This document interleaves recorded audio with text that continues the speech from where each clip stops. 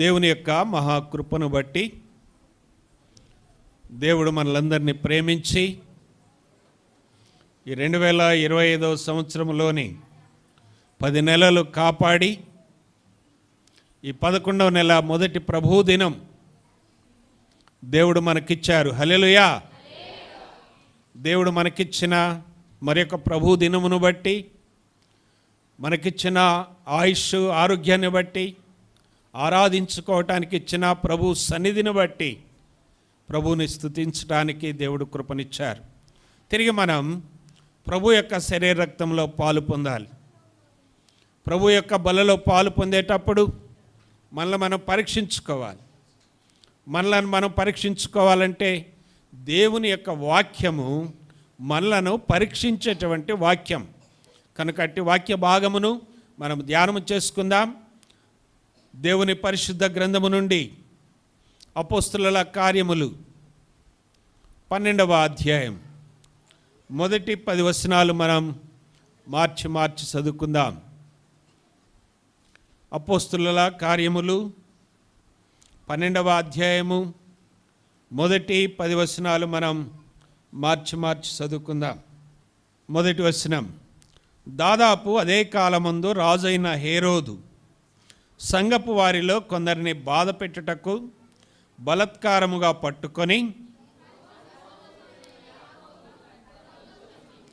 ఇది యూదులకు ఇష్టమైన కార్యమని తెలుసుకొని పేతురును కూడా పట్టుకొనెను. ఆ దినము పులియని రొట్టెల పండుగ దినములు.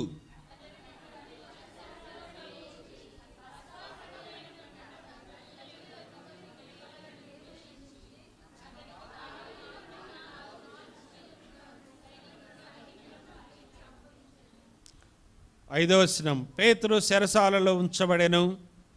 సంఘమైతే అతని కొరకు అత్యాసక్తితో దేవునికి ప్రార్థన చేయుచుండెను.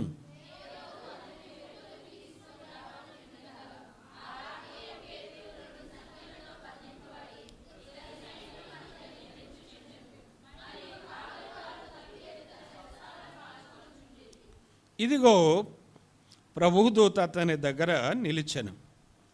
అతడుండిన గదిలో వెలుగు ప్రకాశించెను. దూత పేతురును ప్రక్కను తట్టి త్వరగా లెమ్మని చెప్పి అతని లేపగా సంకెళ్ళు అతని చేతుల నుండి ఊడిపడెను.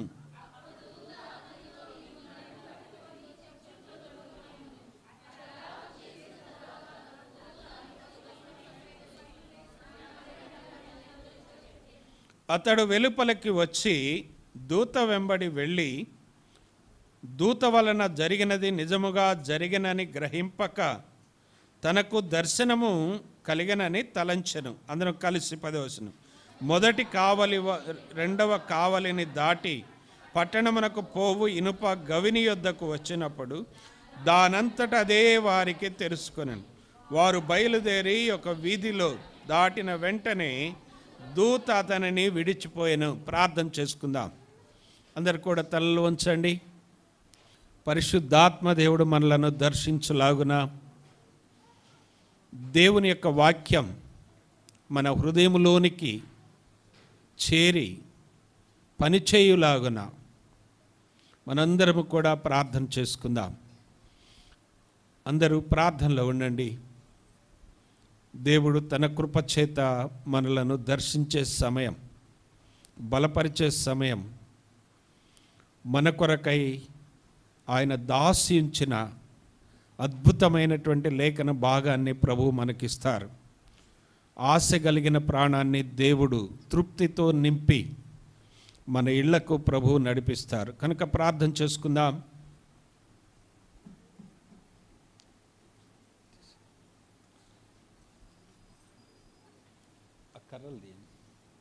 కర్రలు ఇక్కడ పెట్టు పైన. దయగలిగిన తండ్రి, ప్రేమ కలిగిన ప్రభువా, మీ ఘనమైన పరిశుద్ధమైన పాదాలకు వందనములు, స్తోత్రాలు, స్తుతులు చెల్లిస్తూ ఉన్నాం. ప్రభువా, మమ్మలందరినీ ప్రేమించి మా జీవితములో మరి యొక్క ప్రభువు దినమిచ్చి సజీవులముగా మిమ్మలను ఆరాధించటకై మీరు ఇచ్చిన కృపను బట్టి మీకు వందనాలు. ఈ సమయమందు నాయన, ఈ దినము కొరకు మీరు మా కొరకు ఏర్పాటు చేయబడిన మీ లేఖన భాగము ద్వారా మీ దాసుని మీరు మరుగు చేయండి, మీ ఆత్మతో మీరు నింపండి. నీ ప్రజలు మీ పాదముల యొద్దకు ఆశపడి వచ్చారు. అట్టి ఆశ కలిగిన వారి ప్రాణములకు నాయనా నీ వాక్యము చేత తృప్తిని, బలమును, శక్తిని మీరు అక్కడ కొరకు సిద్ధపాటును దయచేయండి. మీరు మా జీవితంలో ఏమి చేయగలరో మేము ఈ దినము నేర్చుకునేటకు నీ కృప దయచేయమని, ఇంకా రావాల్సిన వారు ఉంటే ప్రభువా నడిపించి మహిమ పొందమని యేసు క్రీస్తు నామములో స్తుతించి ప్రార్థన చేస్తున్నాము తండ్రి, ఆమేన్. ప్రభునందు ప్రియమైనటువంటి దేవుని సంఘమా, పరిశుద్ధాత్మ దేవుడు మనతో మాట్లాడటానికి ప్రభు ఎంతగానో ఇష్టపడతా ఉన్నారు. కనుక మీరందరూ కూడా శ్రద్ధతో, భక్తితో, తరువాత ఆత్మీయమైనటువంటి దాహముతో వినాలి. అప్పుడు మాత్రమే వాక్యం పనిచేస్తుంది. అలవాటుగా వింటే ఏమి ఉపయోగం ఉండదు. ఏదో ఆదివారం కదా మందిరానికి వచ్చామని వచ్చిపోతే ఏమీ ఆశీర్వాదం ఉండదు. వాక్యాన్ని వినాలి, గ్రహించాలి, మన జీవితానికి అన్వయించుకోవాలి. దేవుడు మన జీవితంలో ఏమి చేయటానికి ఇష్టపడుతున్నాడో దానిని ప్రభువుని చేయనియాలి. అప్పుడు మాత్రమే దేవుడు అద్భుతమైనటువంటి కార్యాలు మన జీవితంలో చేస్తారు. మనం చదువుకున్న వాక్య భాగము ఈ అపోస్తుల కార్యము 12వ అధ్యాయము చాలాసార్లు ఉపవాస ప్రార్థనలోని కానివ్వండి, ప్రార్థనలో కానివ్వండి, లేక ఇలా రెండవ వర్తమానంలో కానీ మనం విన్నాం. కానీ పరిశుద్ధాత్మదేవుడు మరొకసారి మరొక కోణములో నుంచి మనతో మాట్లాడటానికి ప్రభువారు మనతో ఆ వాక్యం పలకటానికి ఇష్టపడతా ఉన్నారు. కనుక మనం వాక్యాన్ని గ్రహించగలిగినటువంటి ప్రార్థన పరులమై ఉండాలి. మనం ఏదో వింటున్నామంటే వింటే గ్రహింపు ఉండదు, గ్రహించాలి. కొంతమంది వాక్యము చదివేటప్పుడు ఎలా ఉంటుందంటే ఆ వాక్యములో ఉన్నటువంటి లోతైనటువంటి భావము, అర్థము ఇట్లే తెలిసిపోతుంది. కొంతమంది వాక్యం చదివారంటే అది ఎలా ఉంటుందంటే వందే భారత్ ట్రైన్ పోయినట్టు ఉంటుంది, విమానం పోయినట్టు ఉంటుంది. ఎక్కడ ఏ పదములో ఏ మాధుర్యం ఉన్నదో, ఏ పదములో దేవుడు ఏమి వాగ్దానము దాచిపెట్టాడో, ఏ వాక్యము మనల్ని పట్టుకుంటుందో అది మనం గ్రహించలేం. అందుకనే నేను జ్ఞాపకం చేసేది ఏంటంటే మనము వాక్యము చదివేటప్పుడు, వినేటప్పుడు చాలా జాగ్రత్తగా ఉండాలి. ఎలా ఉండాలంటే ఒక అధికారి దగ్గరికి ఒక పిఎం, ఒక సీఎం, లేకుంటే ఒక ఐఏఎస్ ఆఫీసర్, ఒక ఐపీఎస్ ఆఫీసర్, ఒక ఉన్నతాధికారులు ఎవరైనా ఉన్నారు అంటే వారి దగ్గరికి వారి పిఏలు కానీ, వారి పిఎస్లు కానీ, కింద అధికారులు కానీ వెళితే ఎలా ఉంటారో తెలుసండి. వారు చెప్పింది మరలా చెప్పరు, ఒక్కసారి చెబుతారు. ఆ చెప్పినప్పుడు మనం ఎలా ఉండాలా? చాలా అలర్ట్గా ఉండాలి. దేవుని వాక్యం వినే సంఘ బిడ్డలకు కూడా ఎలా ఉండాలంటే మనసులు ఎక్కడుండి మనసులు బయటకు వెళ్ళొద్దు, అది చెప్పదలుచుకున్నాను. మీ మనిషితో పాటు మీ మనస్సు కూడా ఉండాలి. అప్పుడే ఒక్క మాట అయినా చాలు, గంట సేపు బోధక్కర్లా. మీరు శ్రద్ధగా వింటే గంగగోవు పాలు గంటడైనను కడవడైననేమి కరము పాలు అన్నాడు ఒక కవి. అంటే గాడిద పాలు ఒక పెద్ద బుంగడ తెచ్చుకున్న మనకు ఉపయోగం ఉండదట. అర్థమవుతుంది కదండి. అందుకనే మనము దేవుని మందిరములో ఉండే ఈ కొద్ది సమయం చాలా జాగ్రత్తగా ఉండాలి, భక్తితో ఉండాలి. దేవుని సన్నిధిలో మనము ఆశతో ఉండాలి. ఇక్కడ ఈ అపోస్తల కార్యం 12వ అధ్యాయంలో ఒక అద్భుతమైనటువంటి కార్యాన్ని దేవుడు గొప్ప కార్యం చేశాడు. అది మామూలు కార్యము కాదు. అది ఎలాంటి కార్యం అంటే ప్రారంభంలో మనం చూస్తే ఆ దినాల్లో రాజుగా ఉన్నటువంటి హేరోదు ఇశ్రాయేలీలను లేక యూదులను వారిని సంతోషపెట్టదలుచుకున్నాడు. ఎలా సంతోషపెట్టదలుచుకున్నాడంటే, వారు ధర్మశాస్త్రాన్ని నమ్ముతారు ఇశ్రాయేలీలు, యూదులు కూడా కొంతమంది అదే నమ్ముతారు. కానీ ఇక్కడ యేసు ప్రభువారి యొక్క శిష్యులు నూతనమైనటువంటి, ఉన్నతమైనటువంటి, అత్యున్నతమైనటువంటి ఆ పరలోకపు యొక్క దర్శనముతో ముందుకు వెళుతున్నారు. అది యూదులకు ఇష్టం లేదు, లేక ఇశ్రాయేలీలకు ఇష్టం లేదు. ఆ రీతిగా బోధ చేస్తున్నటువంటి యేసు ప్రభు పునరుద్ధానుడైన తరువాత ఈ అపోస్తలులు ఎవరైతే ఉన్నారో వారు అనేక ప్రాంతాలకు చెదిరిపోయి సువార్తను ప్రకటిస్తున్నటువంటి ఆ దినాల్లో, ఆదిమ సంఘం బలపడుతున్నటువంటి దినాల్లో, సంఘము అభివృద్ధి చెందుతున్న ఆ రోజుల్లో పేతురు గారు బోధిస్తే 3,000 మంది 5,000 మంది సంఘములో చేర్చబడుతున్నటువంటి ఆ గొప్ప కార్యము పరిశుద్ధాత్మ దేవుడు జరిగిస్తున్న దినాల్లో మీరు సర్వలోకమునకు వెళ్ళి సర్వసృష్టికి సువార్తను ప్రకటించండి అని ఆయన ఇచ్చిన ఆ ఆజ్ఞను గైకొని వారు చేస్తున్న పరిచర్యలు దేవుడు అద్భుతమైనటువంటి కార్యాలు చేస్తూ ఉన్నారు. ఈ ధర్మశాస్త్రాన్ని నమ్మినటువంటి ఈ పాత స్వభావము, పాత బుద్ధి ఉన్నటువంటి ఈ ప్రజలు చాలా వ్యతిరేకంగా ఉన్నారు. వారు యేసు ప్రభువుకి వ్యతిరేకంగా ఉన్నారు, యేసు ప్రభువారి శిష్యులకు వ్యతిరేకంగా ఉన్నారు, వారు నూతన సంఘము కట్టబడటానికి కూడా వ్యతిరేకంగా ఉన్నారు.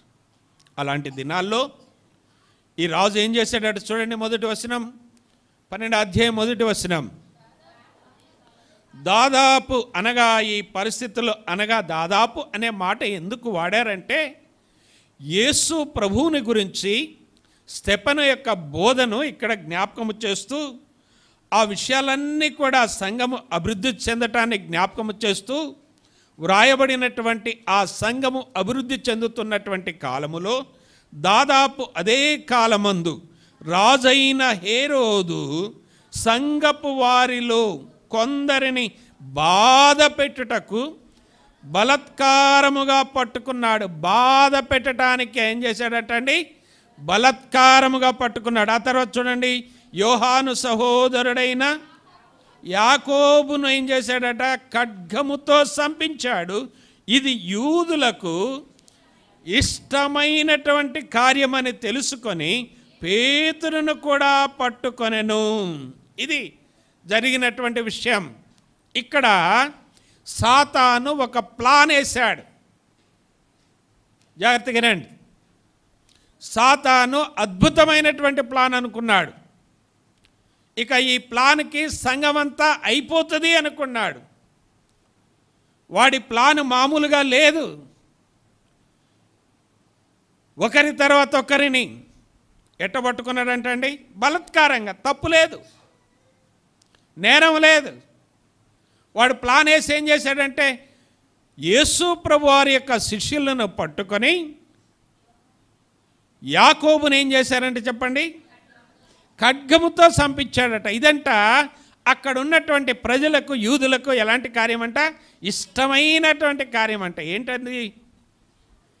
యేసు ప్రభువారి శిష్యుని చంపితే అక్కడ ఉన్నటువంటి యూదులకు ఏ కార్యం అంటండి? ఇష్టమా? ఇష్టం ఉంటుందా అని, ఇంతకంటే బాగా మంచిగా ఇష్టపడాలంటే పేతురును కూడా ఎవరనుకున్నాడు? చంపాలని. ఇది ఎవరు ప్లాను? హేరోదు ప్లాన్. సాతాను హేరోదుతో ప్లాన్ వేయించాడు. ప్లాన్ అంటే తెలుగులో ఏంటి కౌశిక్? ప్రణాళిక తయారు చేశాడు, పథకం పన్నాడు. ఆ ప్రణాళిక ప్రకారం ఏం చేశాడంటే, ఇక ఈ దెబ్బతో యేసు ప్రభువుని సిలువేశాం, ఆయన వెళ్ళిపోయాడు, ఆయన శిష్యుల పని అంతా అయిపోతుంది అని వాడొక ప్లాన్ వేసి పథకం ప్రకారం శిష్యుల్లో కొంతమందిని పట్టుకొని యాకోబును చంపించి పేతురును కూడా ఏం చేశాడు? చెరసాలలో వేశాడు. ఆ దినములు ఏ దినములు అంటే చెప్పండి, పులియని రొట్టెల పండగల యొక్క దినాలు. ఈ పండగలో ఇంకా ప్రజలను సంతోషపెట్టాలనుకున్నాడు, ఇంకా ప్రజలు ఎంజాయ్ చేయాలనుకున్నాడు. మనోళ్ళు చేస్తారు కదా ఎంజాయ్లు, మొన్నటిదాకా చేశారు కదా. అబ్బాబ్బాబ్బా, ఒక వర్షం పడుతున్నా కూడా ఎంజాయ్లు కట్టడం లేదు, ఆటంకం లేదు, భయంకరంగా ఎంజాయ్ చేస్తూ వచ్చారు. ఎంత పాపం, ఎంత ఘోరం, ఎంత అపవిత్రత, ఎంత ప్రభువుకు అవమానం, ఎంత దేవుడు బాధపడతాడు, ఎంత దేవుడు గాయపడతాడు, ఎంత దేవుడు కన్నీరు కారుస్తాడు. పదే పదే చేస్తే, ఒకసారి చేస్తే క్షమించవచ్చు, పదే పదే చేస్తే ఎన్నిసార్లు గద్దించినను విననొల్లని వాడు హఠాత్తుగా ఏమవుతాడట, మరణం పొందుతారు. దేవుని వాక్యం గట్టిగా చెబుతుంది. దేవుని యొక్క వాక్యానికి ఎప్పటికి కూడా అది ఎన్నటెన్నటికి దానికి కావాల్సింది ఏంటంటే పరిశుద్ధతే, అపవిత్రత అక్కర్లే.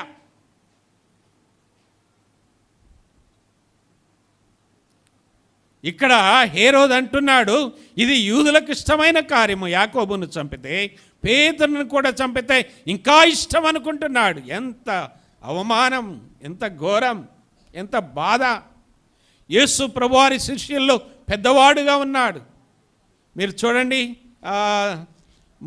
రెండవ అధ్యాయంలో చూడండి, పేతురు గారిని పట్టుకున్నాడు. పట్టుకున్న తర్వాత జరిగినటువంటి విషయాలు మనం చూస్తే, పేతురు గారి యొక్క దినాల్లో జరిగినటువంటి విషయాలు మనం చూస్తే, రెండో అధ్యాయము చూడండి, అక్కడ పేతురు గారు ఎంత బోధ చేశాడో, ఎంతగా సంఘం కట్టబడ్డదో, ఎంతగా సంఘం ఆశీర్వదించబడ్డదో.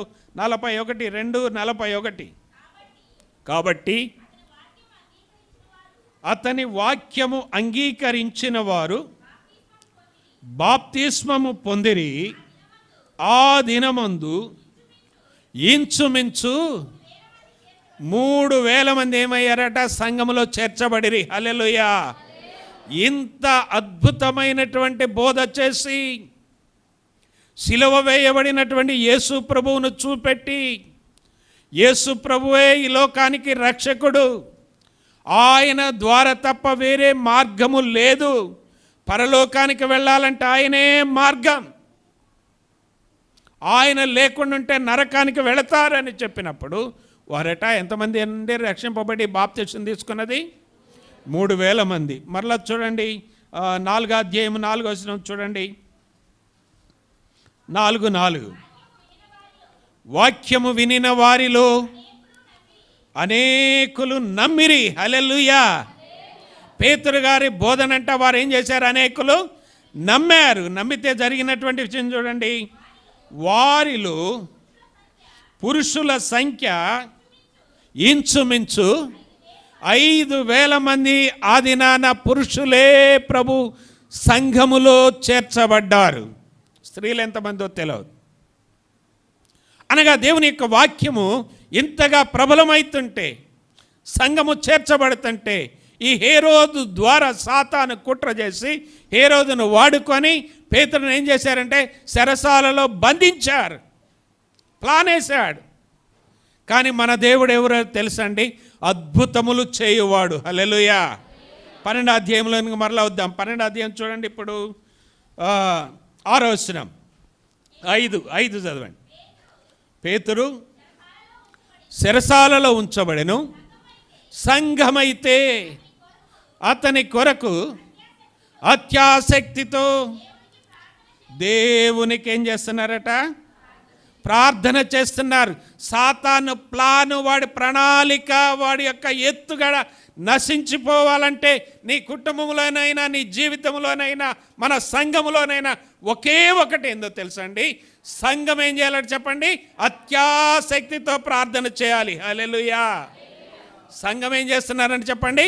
అత్యాసక్తితో. ఆసక్తి కాదు, ఏదో మామూలు కాదు, అయ్యగారు అంటాడని కాదు, పోకపోతే బాగోదని కాదు, ఫోన్ చేస్తారని కాదు, నేను పోకపోతే పాటలు పాడేవాళ్ళు లేరని రావద్దు, నేను రాకపోతే మైకు పెట్టేవాళ్ళు లేరని రావద్దు, నేను రాకపోతే ఈ పని చేసేవాళ్ళని రావద్దు. అట్ట వస్తే నీకు ఆశీర్వాదం ఉండదు. ఒక అత్యాసక్తితో రావాలి. నేను దేవునికి సేవ చేయాలని రావాలి. దేవుడు నాకు ఇచ్చిన భాగ్యమని రావాలి, దేవుడు నాకు ఇచ్చిన ఆరోగ్యం అని రావాలి, దేవుడు నాకు ఇచ్చిన ఆయుష్ అని రావాలి, దేవుడు నాకు ఇచ్చిన జ్ఞానం అని రావాలి, దేవుడు నాకు ఇచ్చిన అద్భుతమైన సమయమని దేవుని మందిరానికి రావాలి. అక్కడ ఏం చేస్తున్నారంటే చూడండి, సంఘమైతే పేతురు కొరకు ఎలా చేస్తున్నారట, అత్యాసక్తితో ప్రార్థన చేయుచుండెను. హేరోదు తీసుకొని రావాలనని, తెల్లవారితే పేతురును బయటికి తీసుకొని రావాలని.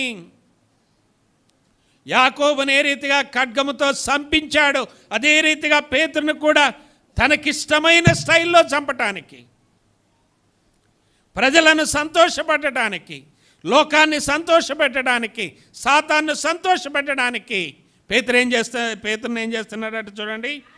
ఆ రాత్రియే పేతురు 2 సంఖ్యలతో బంధింపబడి మరియు 7వ వచనంలోనికి రండి. ఇదిగో ప్రభుదూత అతని యొద్ద దగ్గర నిలిచెను. అతడుండిన గదిలో ఏమో జరిగిందో చూడండి. వెలుగు ప్రకాశించెను. తెల్లవారితే హేరోదు పేతురును బయటికి తీసుకొని వస్తాడు.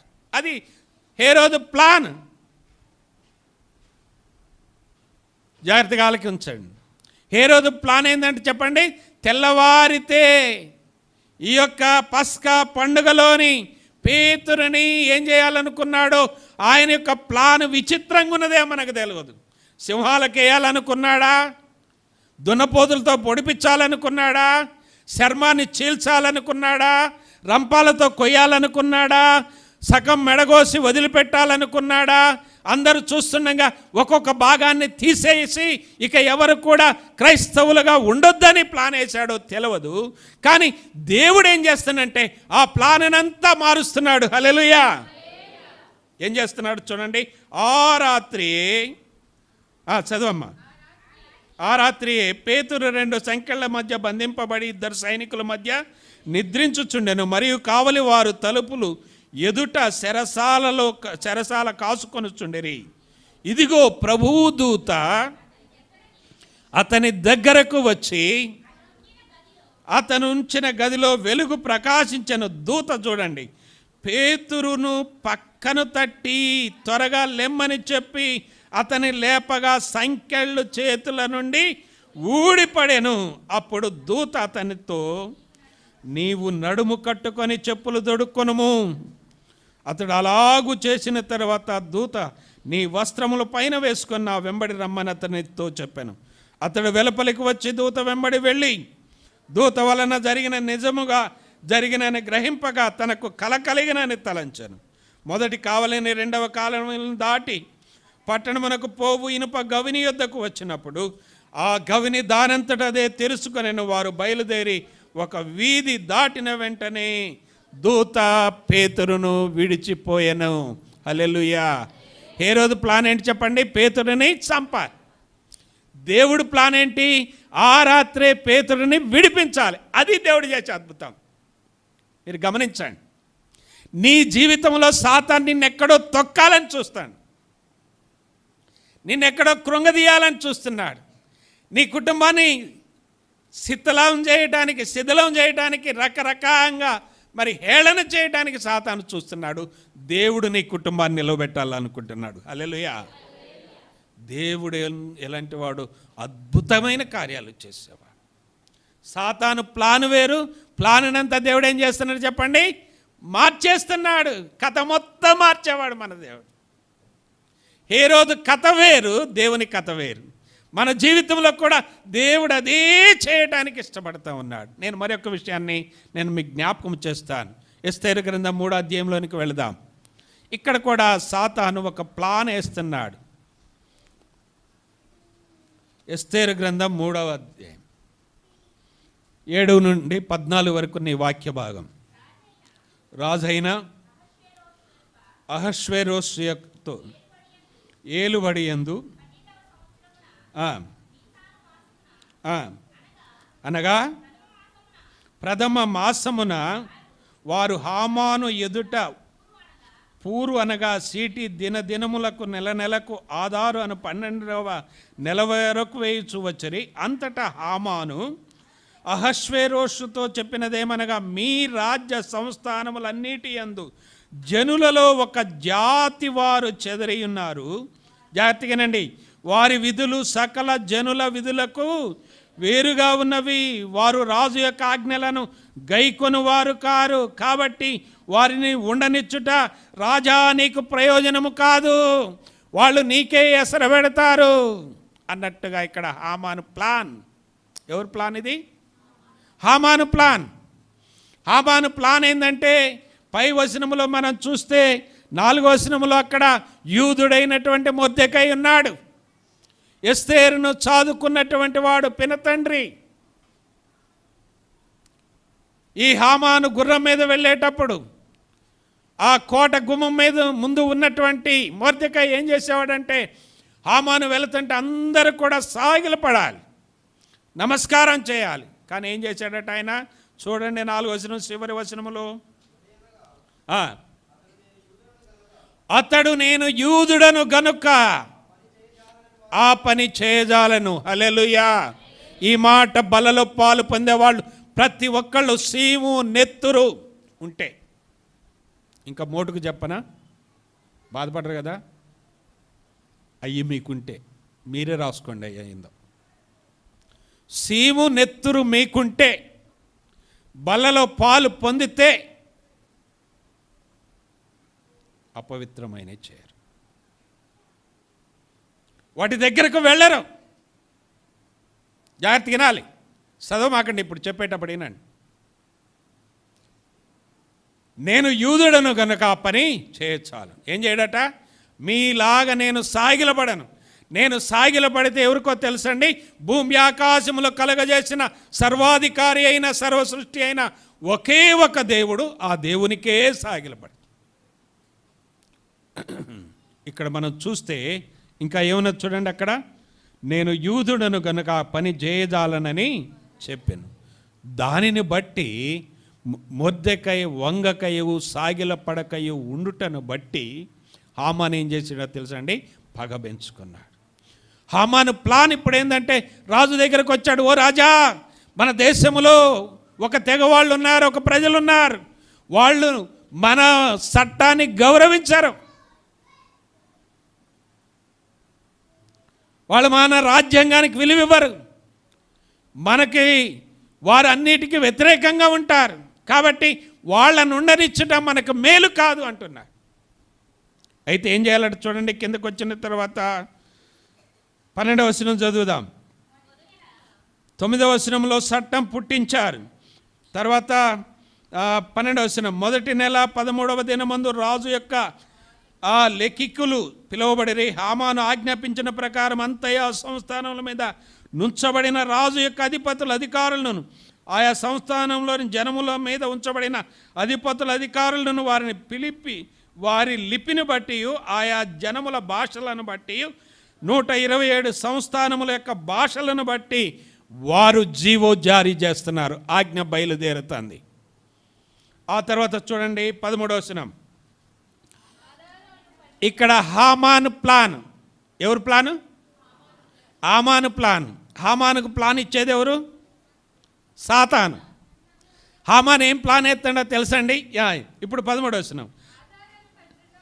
ఆదారు అను 12వ నెల 13వ దినమందు, జాగ్రత్తగానండి, యవనులనేమి, వృద్ధులనేమి, శిశువులనేమి, స్త్రీలనేమి, యూదులందరినీ ఒక్క దినమందే ఏం చేయాలట? బొత్తిగా చంపేయాలి. ఒక్క రోజులో చంపేయాలట యూదులందరినీ. ఏ నెల? ఆదారు నెల 13వ తారీఖున యూదులందరినీ ఒక్కరోజే చంపేయాల. అది జీవో వచ్చేసింది. రాజాజ్ఞ బయలుదేరింది. అహష్వేరోస్ ముద్ర వేశాడు ఉంగరముతో. చట్టం తయారైపోయింది. 127 సంస్థానాలకు వెళ్ళిపోయింది. ఏం చేయాలి ఇప్పుడు? ప్లాన్ అయిపోయింది. వాళ్ళు అనుకున్నారు, ఇక మా ప్లాన్కి ఎదురు లేదు, మా ప్లాన్ సక్సెస్, ఈ దెబ్బతో యూదులందరి పని అయిపోయింది. ఆ కోట గోడ కాడ ఉన్నటువంటి గుమ్మము కాడ ఉన్నటువంటి ఆ మొర్దెకై వంగలేదే, వాడి కోసం బాగా 50 మూరల ఎత్తుతో ఉరికొయ్య తయారు చేయించాడు. ఎవరైనా? హామాన్. వాడి ప్లాను ఎవరి కోసం? మొర్దెకై కోసం. కానీ దేవుడు ప్లాన్ వేరే ఉంటుంది. బాగా గుర్తుపెట్టుకోండి. మనుషుల ప్లాన్ వేరే, దేవుడు ప్లాన్ వేరే. చూద్దాం, చూడండి దేవుడు ప్లాన్ ఎలా ఉంటుందో. ఎస్తేరు గ్రంథంలోని 7వ అధ్యాయంలోనికి వద్దాం. 9వ వచనం.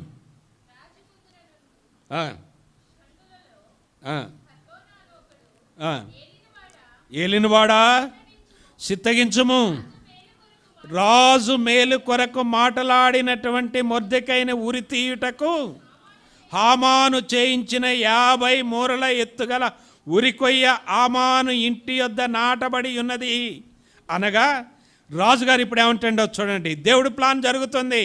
ఏం జరుగుతుందో దాని మీద ఏం చేయాలట? ఎవరిని ఉరి తీయాలంటే ఇప్పుడు హామాను ఎవరి కోసం చేశాడు? మొర్దెకై కోసం చేసిండు. ఇప్పుడు రాజుగారు ఏం చేస్తున్నాడు? హామానునే ఉరిది. ఎవరు దొవ్వుకున్న గొయ్యిలో, అది గుర్తుపెట్టుకోండి ఎప్పుడైనా సరే. నువ్వు ఇతరులకు కీడు చేయాలని ఆలోచన చేసినా, ఇతరులకు హాని చేయాలని ఆలోచించినా, ఇతరులు లేకుండా ఉండాలని ఆలోచించినా, ఇతరులు రావద్దని ఆలోచించినా, దేవుడు అదే నీకే చేస్తాడు. చదవండి ఇప్పుడు 10వ వచనం. కాగా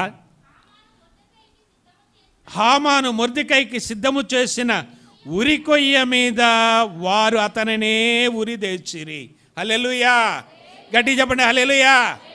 ఇంకా గట్టి చెప్పండి హల్లెలూయా. హామాను మొర్దెకైని ఉరి తీయాలనుకున్నాడు. దేవుడు ఏం చేశాడు? ప్లాన్ అంతా ఏం చేశాడు? రివర్స్ చేశాడు. అర్థమవుతుంది కదండి. ఇప్పుడు ఆ ఉరికొయ్య మీదకి ఎవరు వచ్చారు? హామానే వచ్చాడు. మన జీవితంలో కూడా ఇదే జరుగుద్ది. దేవుడు మన జీవితంలో అద్భుతాలు చేస్తాడు. అది హామాను కంటే భయంకరమైనటువంటి వాళ్ళు ఎవరుండరండి ఈ లోకంలో. మనం చూసేవాళ్ళు అసలు దేనికి పనికిరారు ఈ హామాను కింద. అంత కుట్రదారుడు, అంత ప్రమాదకరమైన మనిషి. అబ్బో, వీళ్ళ వంశం మంచిది కాదు, వీళ్ళ జాతి మంచిది కాదు, వీళ్ళ కుటుంబం మంచిది కాదు, వీళ్ళు నిమ్రోదు సంతతికి చెందినటువంటి భయంకరమైనటువంటి మనుషులు వీళ్ళు. అలాంటి హామానుకి ఏం జరిగిందో తెలుసు కదండి. దేవుడు ఏం చేశాడు? కథ మొత్తం మార్చాడు. ప్లాన్ అంతా మారిపోయింది. హామాను ప్రణాళిక అంతా ఏమైపోయింది? తిరగబడ్డది. దేవుడు కార్యం చేస్తే అలానే ఉంటుంది. మరలా ఏమన్నాడు? ఎవరినట అందరినీ, పిల్లలనేమి, పెద్దలనేమి, వృద్ధులనేమి, ప్రతి ఒక్కరిని ఎప్పుడంటే చెప్పండి, 6 నెల 13వ దినమంది ఏం చేయాలట? ఉరి తీయాలన్నారు. ఇప్పుడు దేవుడు ఏం చేస్తున్నాడో చూద్దాం, చూడండి. 9వ అధ్యాయం 16వ వచనం.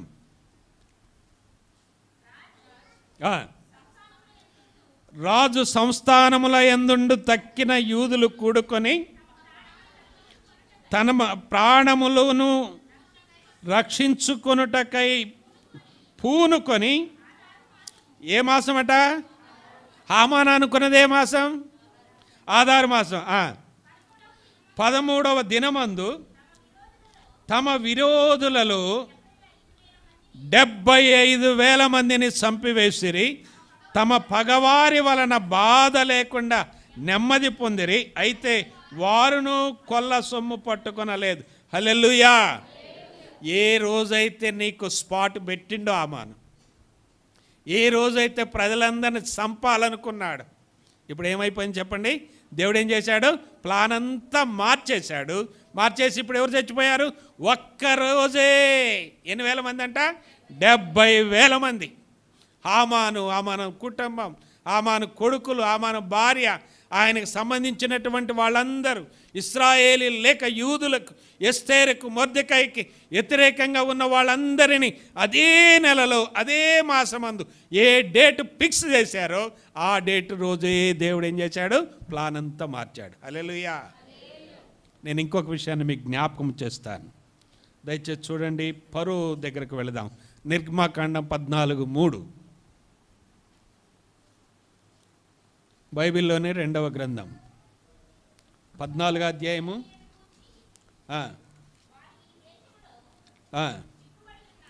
ఫరో ఇశ్రాయేలులను గూర్చి, వారు ఈ దేశంలో సిక్కుబడి ఉన్నారు, అరణ్యము వారిని మూసివేసినని అనుకొనెను. ఫరో, చాలండి, ఇదంతా చెప్తే మనకు సమయం సరిపోదు. ఫరో ఇశ్రాయేలునికి ఎదుముతా ఉన్నాడు. వెనక సైన్యం బయలుదేరింది, రథాలు, సైనికులు అందరూ వెంటబడుతూ ఉన్నారు. ఇశ్రాయేలీలకు నాయకుడిగా మోషే నడిపిస్తూ ఉన్నాడు. మోషే నడిపిస్తున్నాడు. అప్పుడు జరుగుతున్నటువంటి అద్భుతమైన, ఇటు చూడండి నాన్న, ఎల్లు, ఎవరు లేరు, ఎల్లు. మోషే నడిపిస్తూ ఉన్నాడు, వాళ్ళు వెళుతూ ఉన్నారు. వెనక ఫరో సైన్యం వెంటాడుతున్నది, గెదుముతున్నారు. యుద్ధం అనుభవం కలిగినటువంటి వారు, ఇనుప రథాలు కలిగినటువంటి వారు, శత్రువుల మీద బాగా పోరాడగలిగినటువంటి వారు, యుద్ధ నిపుణులు, నైపుణ్యం కలిగినటువంటి ఈ ఫరో సైన్యం వెనకాడు తరుముతా వస్తూ ఉన్నది. ఫరో తరుముతూ ఉంటే జరిగినటువంటి విషయాన్ని మనం జ్ఞాపకం చేసుకుందాం. వాళ్ళు అనుకున్నారు, ఫరో ప్లాన్ ఏంటంటే చుట్టూ అరణ్యం, ముందేమున్నది, ఎర్ర సముద్రం ఉన్నది, వెనకెవరున్నారు, మనం ఉన్నాం. ఫరో అంటున్నాడు మనం ఉన్నాం. ఈ దెబ్బతో మోసే యొక్క అద్భుతాలు, మోసే యొక్క సైన్యం, మోసే యొక్క ప్రజలు, ఈ 6 లక్షల కాల్బలం, వీళ్ళందరూ ఏమైపోతారో తెలుసా, ఒక్క దెబ్బతో అయిపోతారు అనుకున్నాడు. ఎవరైనా ఫరో అనుకున్నాడు. ఫరో ప్లాన్ ఇది. ఫరో ప్లాన్ ఏం చేస్తున్నాడంటే, ఈ దెబ్బతో వీళ్ళ పని అయిపోతుంది, ఇక లేదు, ఇక వీళ్ళ బోలి ఇచ్చే పని లేదు. దొరికితే వస్తే వెనక్కి తీసుకొని వెళ్దాం, లొంగిపోతే, లేదంటే వాళ్ళని ఏం చేద్దాం, చంపేద్దాం. ఇలా ప్లాన్ వేసుకొని బయలుదేరుతూ ఉన్నాడు. అప్పుడు ఫరో అనుకుంటున్నాడంట, వీళ్ళెంత పిచ్చోళ్ళురా, కనీసం ఎడిపోయేది కూడా దారి కూడా తెలియదు, అసలు వీళ్ళకి యుద్ధమే తెలియదు.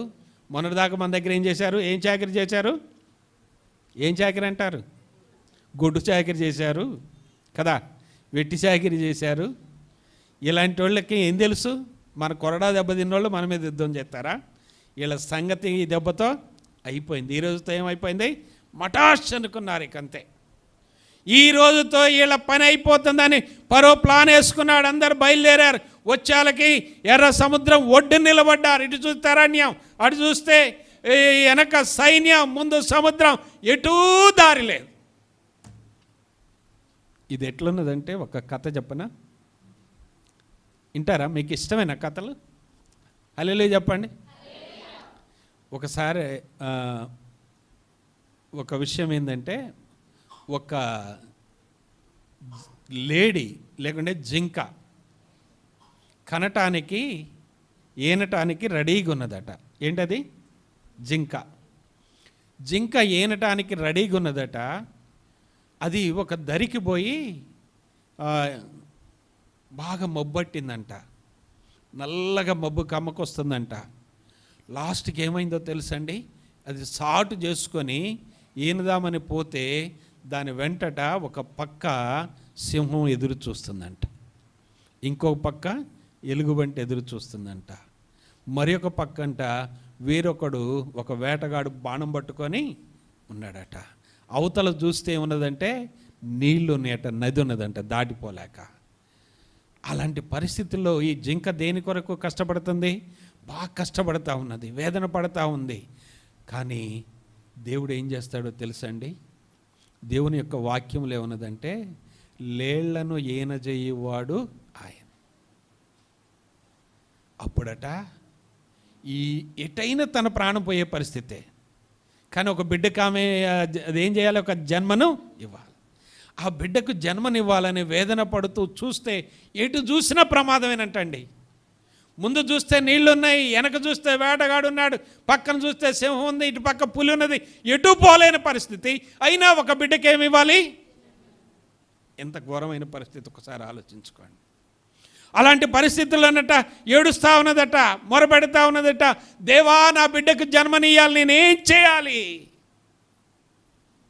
ఆ మబ్బు పట్టిన సమయంలోనట దేవుడట పట పట పట పట పళ్ళు అని ఒక మెరిపించాడట. దెబ్బ కీనిందంట, వాటి కళ్ళు అవ్వలేదట, తల్లి బిడ్డ వెళ్ళిపోయారట. హల్లెలూయా చెప్పండి. దేవుడు అద్భుతం చేస్తాడు అంతే. ఇక్కడ ఫరో కూడా ఏం చేశాడో తెలుసండి, అదే విధంగా తరుముకుంటూ వచ్చాడు. అటు అడివి ఇటు అడివి, వెనక సైన్యం, ముందు సముద్రం, ఎర్ర సముద్రం. ఎడిపోవాలో తెలియదు, ఏం చేయాలో తెలియదు. ప్లాన్ అంతా వేసుకొని వచ్చాడు ఫరో. కానీ దేవుడు ఏం చేస్తాడో తెలుసండి, మరలా నేను మీకు జ్ఞాపకం చేస్తున్నా, ప్లాన్ అంతా మార్చగలడు. చూద్దాం, చూడండి 14వ అధ్యాయం 15 నుంచి 28 వరకు ఉన్నటువంటి లేఖన భాగం. నిర్గమకాండం 14. మోషేతో, నీవేళ నాకు మొరపెట్టుచున్నావు, సాగిపోవుడి. ఈ మాట గుర్తుంచుకోండి మీ జీవితంలో. మీకేది కష్టం వచ్చినా, ఏది ఇబ్బంది వచ్చినా, ఏది అది చాలా చాలా కఠినమైన పరిస్థితి అయినా కూడా మీరేం చేయాలో తెలుసండి, సాగిపోవడం నేర్చుకోవాలి, ఆగిపోవద్దు. మన ఏమన్నారు కదా, కొద్దిగా జల్లు పడితే ప్రార్థనకి ఏం చేస్తాం మనం?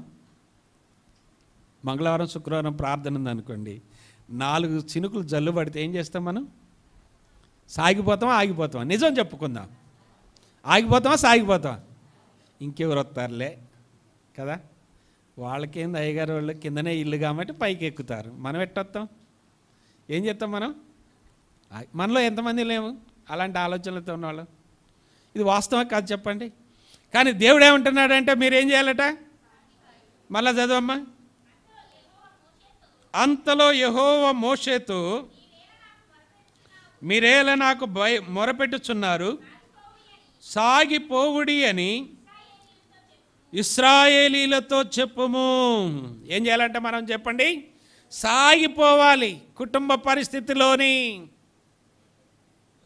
ఆరోగ్య పరిస్థితిలోని, అనారోగ్యంగా ఉన్నప్పుడు తలనొప్పి లేస్తుంది, కాసేపు పండుకుందాం అనుకుంటాం. ఈలోపు చుట్టం వస్తే మాట్లాడతావా మాట్లాడవా? పక్కోళ్ళు వచ్చి కూర్చుంటే టీ పెడతావా పెట్టవా? ప్రార్థనకు రమ్మంటే ఏం చేస్తావు? ఏం చేస్తామంటే ఆగిపోతాం కదా. అబ్బా ఒకటే నొప్పి ప్రార్థన. చుట్టాలు వచ్చినప్పుడు ఏ నొప్పులు ఉండవు,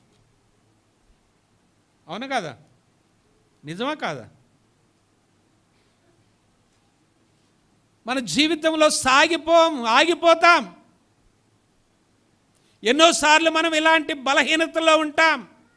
దేవుడు అంటున్నాడు, మోషే వెనక సైన్యానికి భయపడొద్దు, పక్క అరణ్యానికి భయపడొద్దు, ముందు ఎర్ర సముద్రానికి భయపడొద్దు. ఏం చేయాలంటే చూడండి, అక్కడే ఉన్నదో మళ్ళీ చదవండి. నీవు నీ కర్రను ఎత్తి ఆ సముద్రము వైపు నీ చెయ్యి చాపి దానిని పాయలుగా చేయము. అప్పుడు ఆరిన నేల మీద నడుస్తారని దేవుడు చెబుతా ఉన్నాడు. ముందుకు వెళ్ళదాం త్వరగా 21వ వచనంలోనికి. మోషే సముద్రము వైపు తన చెయ్యి చాపగా యెహోవా రాత్రంతా ఏం చేశాడట? బలమైన తూర్పు గాలి చేత సముద్రమును తొలగించి దానిని ఆరిన నేలగా చేశాడు. హల్లెలూయా. ఫరో ప్లాన్ ఏంది? ఈ దెబ్బతోనే అయిపోయింది, కథ అంతా అయిపోయింది. దేవుడు ఏం చేస్తున్నాడు? ఇప్పుడు కథ మొదలు పెడతాను. అర్థమవుతుందండి? ఫరో ఏం చేశాడంటే ప్లాన్ వేసుకొని వచ్చాడు, ఈ దెబ్బతో దొరికారు మనకు అనుకున్నాడు. కానీ దేవుడు ఏమంటున్నాడంటే, దొరికేది ఇశ్రాయేలీలు కాదు ఫరో, నువ్వు, నీ సైన్యం, నీ రథాలు, నీ గుర్రాలే. ఆ తర్వాత చూడండి 22వ వచనం. నీళ్లు విభజింపబడగా ఇశ్రాయేలు సముద్రం మధ్యన ఆరిన నేలను మీద నడిచిపోయిరి. ఆ నీళ్లు వారి కుడి ఎడమ ప్రక్కన వారికి గోడవలే ఉండెను. ఐగుప్తీయులను ఫరో గుర్రములను, రథములను, రౌతులను వారి తరిమి సముద్రము మధ్యన చేరిరి. ఇప్పుడు అయితే వేకువజామున యెహోవా అగ్ని మేఘమయమైన స్తంభము నుండి ఐగుప్తుల దండు వైపు చూసి ఐగుప్తీల దండును కలవరపరచి వారి రథములను ఊడి పడునట్లు చేయగా వారు బహు కష్టపడి తోలుచుండగా అప్పుడు ఐగుప్తీలు ఇశ్రాయేలు ఎదుట నుండి పారిపోదుము రండి అని చివరికి వచ్చిన తర్వాత యెహోవారి పక్షమున మనతో యుద్ధము చేయుచున్నాడని చెప్పుకొని 28కి వద్దాం. నీళ్లు తిరిగి వచ్చి ఆ రథములను, రౌతులను వారి వెనక సముద్రములోనికి వచ్చిన ఫరో యొక్క సర్వసేనను ఏం చేశాడట? కప్పివేశాడు. హల్లెలూయా. వాళ్ళని కప్పేద్దాం అనుకున్నాడు, అందరు మెడకాయలు కోసేద్దాం అనుకున్నాడు, దిక్కు లేకుండా చత్తారనుకున్నాడు. చచ్చింది ఈడే దిక్కు లేకుండా. నీ శత్రువు ఏం చేస్తాడో తెలుసా దేవుడు? నీకు విరోధముగా రూపింపబడిన ఏ ఆయుధము కూడా వర్ధలదు. హల్లెలూయా. మన జీవితములో మనము దేవునికి నమ్మకంగా ఉంటే ఆయన ప్లాన్లన్నీ రివర్స్ చేస్తాడు. నమ్మిన వారు చప్పట్లు కొట్టండి. మనము దేవుని నమ్మటం నేర్చుకోవాలి. దేవుని వాక్యం నీతోనే మాట్లాడుతుంది, మనతోనే అయ్యో నేను ఎట్టయిపోయినా, ఇక మేము బతకం, ఇక మాకు లేదు మంచి రోజులు, ఇక మేము ఇంతే ఉండిపోతామేమో అనుకుంటున్నామేమో. దేవుడు ప్లాన్ అంతా మారుస్తాడు, నమ్మాలి. ఆ తర్వాత చూద్దాం, చూడండి మరి ఒక వాక్యాన్ని నేను మీకు జ్ఞాపకం చేస్తాను. చివరిగా చాలా చెప్పాలనుకున్నా కానీ సమయం అయిపోతుంది. నేను ఇంకొక మాట జ్ఞాపకం చేస్తాను. యోహాను సువార్త 8వ అధ్యాయంలోనికి వద్దాం. యోహాను సువార్త 8వ అధ్యాయం 1వ వచనం. యేసు ఒలివల కొండకు వెళ్ళెను. తెల్లవారగానే యేసు తిరిగి దేవాలయములోనికి రాగా, చదవండి 3వ వచనం చూడండి. శాస్త్రులను పరిసయ్యులను వ్యభిచారమందు పట్టబడిన ఒక స్త్రీని తోడుకొని వచ్చి ఆమెను మధ్య నిలవబెట్టి, బోధకుడా, ఈ స్త్రీ వ్యభిచారము చేయుచుండగా పట్టబడిను, అట్టి వారిని ఏం చేయాలట? రాళ్ళు రువ్వి చంపవలనని మోషే ధర్మశాస్త్రములో మన కొరకు రాసి పెట్టాడు. ఇప్పుడు చెప్పు, ఏం చెబుతావు అంటున్నారు. ఎందుకంటే వాళ్ళు అడిగేది చూడండి, 6వ వచనములు అంటారు, ఆయన మీద నేరము మోపవలనని ఆయనను ఏం చేస్తున్నారు? శోధించుచు అడిగారు. యేసు ప్రభువును శోధిస్తారట వీళ్ళు, ఈ శాస్త్రులు, ఈ పరిచయులు. మీకు కొంచెం మీరు ఎక్కడన్నా గమనించండి, బైబిల్ కొద్దిగా తెలిస్తే ఏం చేస్తారో తెలుసా అండి? వాదన పెడతారు. చెప్పు, శనివారమా ఆదివారం అంటారు. తెలిసింది కొద్దిగా. ఆదివారం ఎట్ట, పాత నిబంధనంతా ఏముంది, ధర్మశాస్త్రంలో ఏముంది, ఇంకా రకరకాలుగా దేవుని వాక్యాన్ని మొండిగా వాదించేవాళ్ళు. వీళ్ళు ఈ ధర్మశాస్త్రోపదేశకులు కూడా అంతే. వీళ్ళు ఎలాంటి వాళ్ళంటే చాలా చాలా కఠినమైనటువంటి వాళ్ళు. యేసు ప్రభు ఏది చెప్పినా కూడా తప్పే వాళ్ళకి. యేసు ప్రభు ఏం మాట్లాడినా తప్పే. అరే నువ్వు అట్లా చూడమాకరా అమ్మాయి వైపు అంటే వాడికి కోపం. చూస్తే పాపం యేసు ప్రభు చెప్పాడు. మోషే చెప్పింది ఏంటంటే చేస్తే పాపం. యేసు ప్రభు ఏం చెప్పాడు? చూస్తే పాపం. ఇదేంటి నచ్చ వాళ్ళకి. పగోడిని ఏం చేయాలట? మోషే ఏం చెప్పాడు? కంటికి కన్ను, పంటికి పన్ను. నిన్నొక్కడ ఒక చెంప మీద కొడితే నువ్వు 2 చెంపలు వాయించు. మోషే ధర్మశాస్త్రం ఇది. యేసు ప్రభు ఏమన్నాడంటే ఒక చెంప కొడితే ఇంకో చెంప కూడా కొట్టమని. ఈ నచ్చ వాళ్ళకి. పరిశుద్ధత నచ్చదు, కఠినమైన బోధ నచ్చదు, సత్యము నచ్చదు, ప్రభు చెప్పిన మాటలు నచ్చవు వాళ్ళకి. వీళ్ళు ఏం చేస్తున్నారంటే యేసు ప్రభు దగ్గరకు వచ్చి ఆయన మీద నేరము మోపవలనని ఆయనను శోధించుచు ఆయన ఏమి ప్లాన్ వేసుకొని వచ్చారా బాబు? ఎన్నాళ్ళు కాపు కాచి పట్టుకున్నారు ఈ అమ్మాయిని. ఎన్ని రోజులు ప్లాన్ అయ్యింది కదా. వాళ్ళ ప్రణాళిక మామూలుగా లేదు, బ్రహ్మాండమైన ఎత్తుగడ వేశారు. మొన్న ఈ మధ్య గడిచిన వారంలో నాగలంచులో ఒక మర్డర్ జరిగింది. దానికి టీవీలో వార్తలు ఏమవుతుందంటే వాళ్ళు రెక్కీ చేసి తెల్లారుజాను వాకింగ్ పోయాడు. నాగలంచ కాదు, పాతర్లపాడు పక్కన ఉన్నవారు రెక్కీ చేసి ఏం చేశారట? ఆయన్ని చంపేసి. అంటే వాళ్ళు ఏం చేశారో ఒక ప్రణాళికబద్ధంగా ప్లాన్ వేసి పాపం పెద్ద ఆయన. సరే వాళ్ళ సమస్యలు ఏందో మనకు తెలియదు, దాని గురించి మనం మాట్లాడు.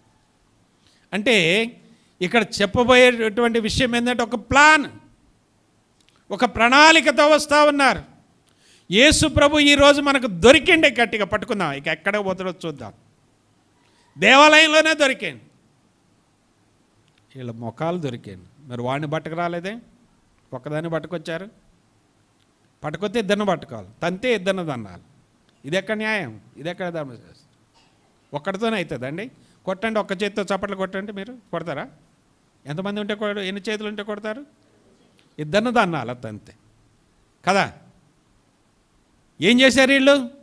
ఆ ఒక్కదాన్ని పట్టుకొని వచ్చి యేసుప్రభు ముందు నిలవబెట్టి, ఇప్పుడు చెప్పు నువ్వు ధర్మశాస్త్రాన్ని గురించి అంటున్నా. సేవకులు చెప్పరు, మనమే గ్రహించుకోవాలి.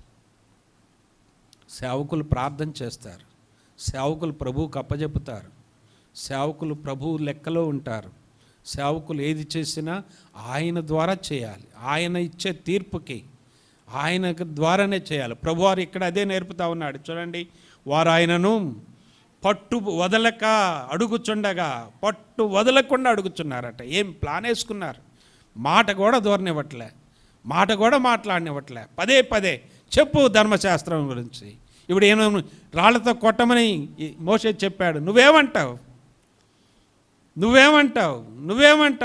పదే పదే పట్టు వదలకుండా అడుగుతున్నారు. ఒకటి లేదు, యేసుప్రభు వారు ఏది లేదు. ఏమో రాయొచ్చు, నేను ఏం రాచాడో మనకు తెలియదు. జరిగింది ఏందో తెలుసండి. అక్కడ వ్రాయబడిన మాట చదువుదాం చూడండి. 8వ వచనం, మరలా వంగి నేల మీద వ్రాయిచుండెను. వారు ఆ మాట విని పెద్దవారు మొదలుకొని చిన్నవారి వరకు. ఆ 7వ వచనంలో పై భాగం చూద్దాం చూడండి. ఆయన తల ఎత్తి చూసి, మీలో పాపము లేనివాడు మొట్టమొదట ఆమె మీద రాయి వేయవచ్చునని వారితో చెప్పి, మీలో పాపము లేనివాడు బల్లలో చేయండి. పరిశుద్ధత ఉన్నవాళ్ళు బల్లలో చేయండి.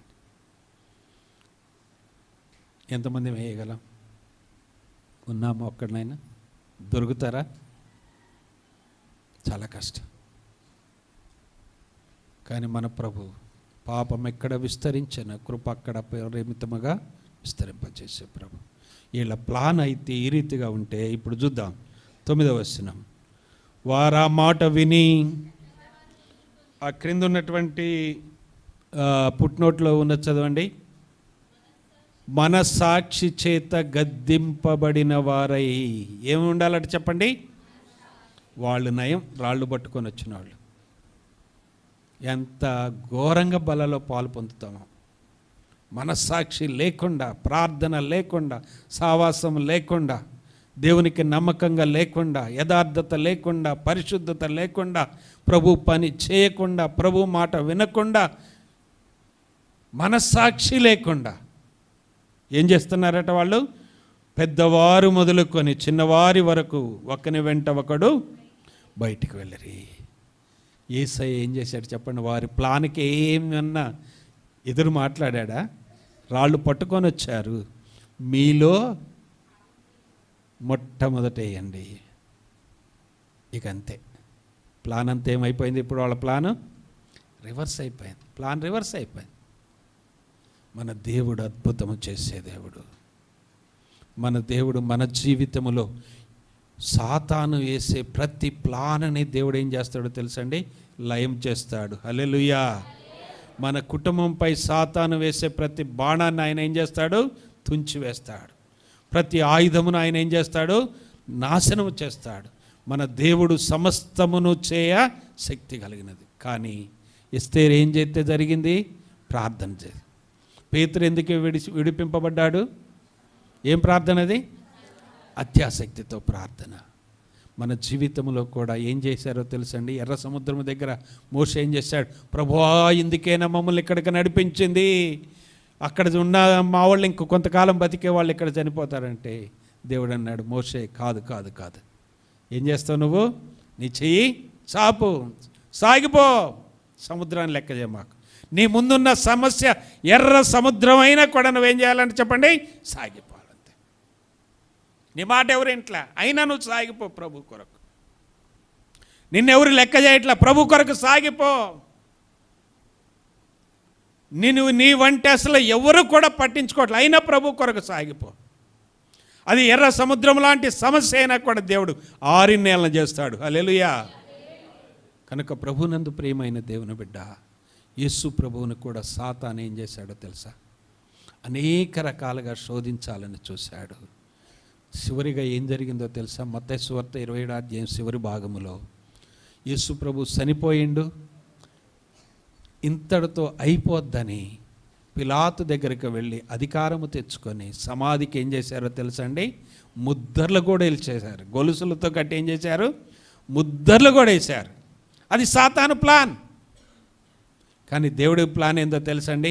28:1 ఆదివారమున తెల్లవారుచుండగా ఆయన లేచి, హల్లెలూయా, అది దేవుని ప్లాన్. నీ జీవితంలో ఆ ప్లాన్ కావాలి. నీ జీవితంలో దేవుడు ప్లాన్ చేస్తాడు. ఆయన ప్రణాళిక నెరవేర్చు. ప్రార్థన చేయి, విశ్వాసముంచు, సహవాసం చేయి, ప్రార్థనలో గడుపు. దేవుని మందిరాన్ని వదిలిపెట్ట మాకు. దేవుడు నీకు ఇచ్చిన దాంట్లో నువ్వు నమ్మకంగా ఉండు. నీ ఇంటిలోనికి ఒక్క అప్పు కూడా రాదు. దేవుని వాక్యంలో ఏమున్నదో తెలుసా? రైల్వే స్టేషన్లో దొంగలు ఉన్నారట, బస్ స్టాండ్లో దొంగలు ఉన్నారట, ట్రైన్లో దొంగలు ఉన్నారట, బస్సుల్లో దొంగలు ఉన్నారట, బంగారపు కొట్ల కాడ దొంగలు ఉన్నారు, బ్యాంకుల కాడ దొంగలు ఉన్నారు, ఎక్కడున్నా దొంగలు ఉన్నారు. బోర్డులు ఉంటాయి. మెట్రో ఎక్కితే దిగేటప్పుడు జాగ్రత్త చూసుకోండి, మీ సామాన్లకు మీరే అంటాడు. అనౌన్స్లు వినబడతాయి. కానీ దేవుని వాక్యం ఇక్కడ చెబుతున్నది, దేవుని మందిరములో ఎవరున్నారో తెలుసా?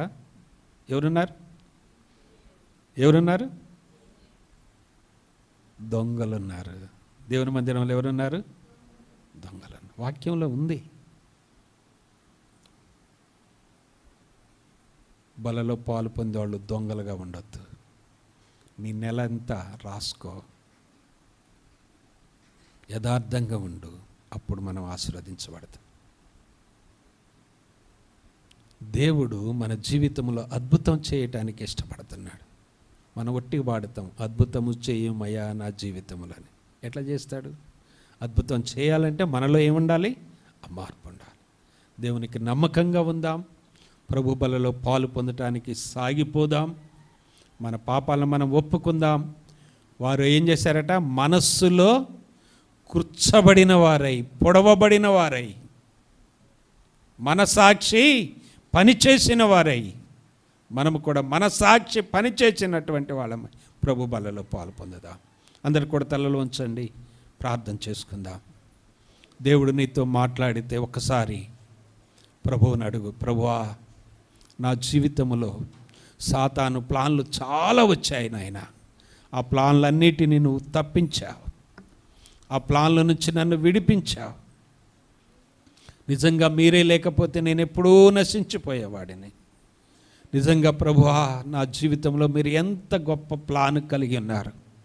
ఆయన ప్లాన్ మన జీవితంలో నెరవేరాలంటే నువ్వు ఒక్కసారి కన్నీరు కారు. దేవుడు నిన్ను చూస్తున్నాడు. నీ జీవితంలో అద్భుతం చేస్తాడు.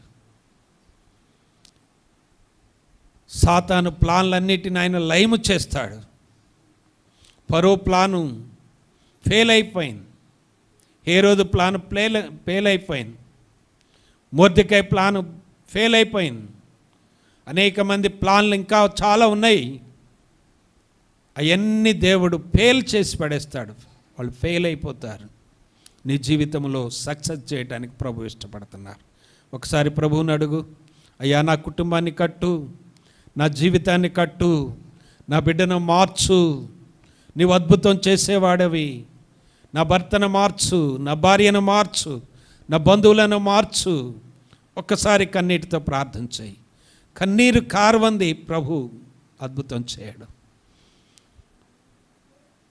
ఎస్తేరు 3 దినాలు కన్నీరు కార్చింది. దానియేలు 21 దినాలు ఉపవాసం ఉండి ప్రార్థన చేశాడు. సంఘము అత్యాసక్తితో కన్నీరు కార్చి ప్రార్థన చేశాడు. మన జీవితంలో అద్భుతం చూద్దామా? ప్రభు ప్లాన్ సక్సెస్ చేయడానికి ఇష్టపడుతున్నావా? దేవుడు నిన్ను ఆశీర్వదిస్తాడు. దేవుడు నిన్ను ఆశీర్వదిస్తాడు. ఒక్కసారి ప్రభువుకు అప్పజెప్పుకో. ప్రేమ నమ్మకము కలిగిన మా పరలోకపు తండ్రి, మీ ఘనమైన పరిశుద్ధమైన పాదాలకు వందనాలు, స్తోత్రాలు చెల్లిస్తూ ఉన్నాం. మమ్మల్ని ఎంతగానో ప్రేమించి దేవా, మా జీవితంలో సాతాను ఎన్నో ప్లాన్లు తీసుకుని వచ్చాడు. మా బాల్యంలోనే మమ్మలను సంపాలని చూశాడు. మా యవన కాలంలో నాయనా మీ నుంచి దూరం చేయాలని చూశాడు. మా కుటుంబాన్ని పాడు చేయాలని చూశాడు. శత్రువు అనేక విధాలుగా నాయన మాపై అనేకమైన ప్లాన్లతో వచ్చి మీరు మా వెంట ఉండి ఇమ్మానుయేలు దేవుడుగా ఉండి యెహోవా ఈరేగా ఉండి మాకు కాపుదల భద్రత ఇచ్చి సాతాను ప్లాన్లన్నిటినీ లయము చేసి ప్రభువా మీ చిత్తమే మా జీవితంలో నెరవేర్చినందుకే మీకు వందనాలు చెల్లిస్తున్నాం. ఎవరైతే నాయనా కన్నీటితో భారముతో కుటుంబ సమస్యలతో కృంగి ఉన్నారో వారి ప్రార్థన వినండి, సమాధానం ఇవ్వండి, అద్భుతం చేయండి. మీ క్రియలను చూడగలుగుటకు నాయన మీరే గొప్ప కార్యములు జరిగించి మహిమ ఘనత ప్రభావములు పొందమని మా ఎదుట ఉంచబడిన బలలో మమ్ములను మేము మనసాక్షి కలిగినటువంటి వారమై మందిరములో సంఘములో ప్రార్థనలో సేవలో సాగిపోయే వారమై నీ బలలో పాలు పొందుటకు నీ కృప దయచేయమని నజరేయుడైన యేసయ్య నామములో ప్రార్థన చేస్తున్నాము తండ్రి. ఆమేన్.